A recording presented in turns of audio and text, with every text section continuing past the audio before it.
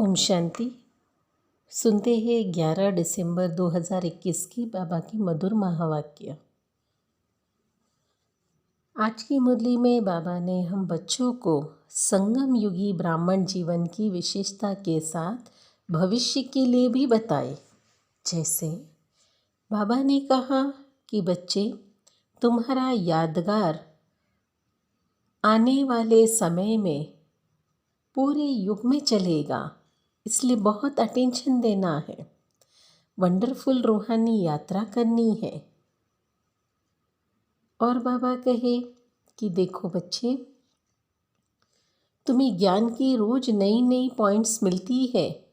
उस टॉपिक पर आपस में मिलकर चर्चा डिस्कस करें, क्योंकि जितना हम आपस में ज्ञान की लेन देन करेंगे उतना हमारी बुद्धि ज्ञान से भरपूर होती रहेगी।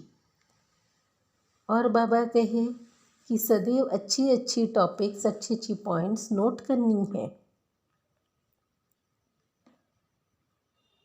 गुप्त पुरुषार्थ करके अपनी कमाई जमा करना है।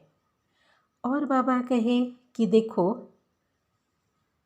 अपने जन्मसिद्ध अधिकार को स्मृति में रखकर ही पुरुषार्थ में चलना, ताकि हमें वो स्मृति होगा तो लक्ष्य भी याद आएगी। तो सुनते हैं मुरली संक्षेप में। सार में शिव बाबा ने कहा, मीठे बच्चे, तुम अभी वंडरफुल रूहानी यात्री हो। तुम बच्चे वंडरफुल रूहानी यात्री हो। तुम्हें इस यात्रा से 21 जन्मों के लिए निरोगी बनना है। तुम्हें इस यात्रा से 21 जन्म के लिए निरोगी बनना है। मुरली का प्रश्न है, सतयुग में कौन सी चीज़ काम नहीं आती जो भक्ति मार्ग में बाबा के काम आती है? उत्तर है, दिव्य दृष्टि की चाबी। दिव्य दृष्टि की चाबी सतयुग में इस चाबी की दरकार नहीं रहती। जब भक्ति मार्ग शुरू होता है तो भक्तों को खुश करने के लिए साक्षात्कार कराना पड़ता है बाबा को। उस समय यह चाबी बाबा के काम में आती है। इसीलिए बाबा को दिव्य दृष्टि दाता कहा जाता है। बाबा तुम बच्चों को विश्व की बादशाही दे देते हैं, दिव्य दृष्टि की चाबी नहीं देते। मुरली में गीत बजा है, मरना तेरी गली में, जीना तेरी गली में, इसके सिवा जाना कहाँ। सुनते हैं धारणा के लिए मुख्य सार। पहली पॉइंट है, खुद सेंसिबल बन दूसरों को भी बनाना है। बाबा कहे, खुद सेंसिबल बन दूसरों को भी बनाना है। अपनी चलन बहुत रॉयल और मीठी रखनी है।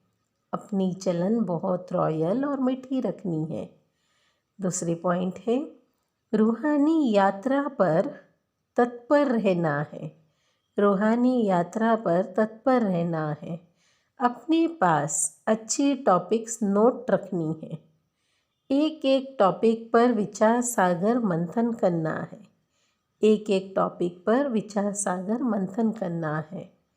आज का मीठा वरदान है, अंतर स्वरूप में स्थित रहे। अंतर स्वरूप में स्थित रहे।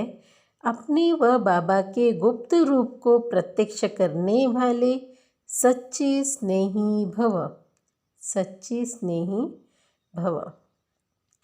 इसका स्पष्टीकरण है, जो बच्चे सदा अंतर की स्थिति में अथवा अंतर स्वरूप स्थित रहकर अंतर्मुखी रहते हैं, वे कभी भी किसी बात में लिप्त नहीं हो सकते।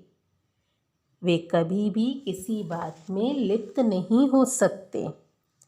चाहे पुरानी दुनिया हो, पुराने संबंध हो, पुरानी संपत्ति हो, पुराने पदार्थ हो, जो भी अल्पकाल के और दिखावा मात्र है, उनसे धोखा नहीं खा सकते।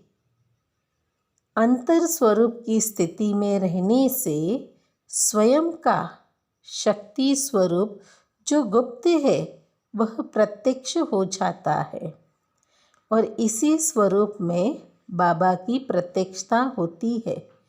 तो ऐसा श्रेष्ठ कर्तव्य करने वाले ही सच्चे स्नेही हैं। ऐसा श्रेष्ठ कर्तव्य करने वाले ही सच्चे स्नेही हैं। आज का स्लोगन है, निश्चय और जन्म सिद्ध अधिकार की शान में रहो तो परेशान नहीं होंगे। निश्चय और जन्म सिद्ध अधिकार की शान में रहो तो परेशान नहीं होंगे। अच्छा, ओम शांति।